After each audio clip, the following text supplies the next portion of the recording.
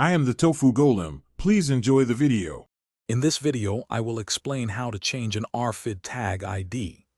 RFID tags are small devices that store unique identification numbers, often used for tracking or access control.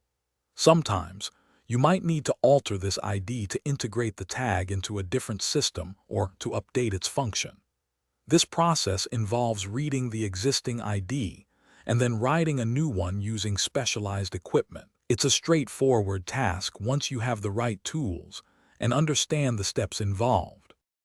To begin, you'll need a few essential tools. First, a dedicated RFID reader/writer device is crucial. Ensure it's compatible with your tag's frequency, commonly 125 kHz or 13.56 MHz. Next, you'll need the appropriate software, usually provided by the device manufacturer or a third-party utility. Finally, confirm you have rewritable RFID tags, like the T5577 or EM4305 chips, as many tags are read-only.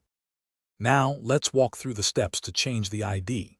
First, connect your RFID reader/writer to your computer via USB.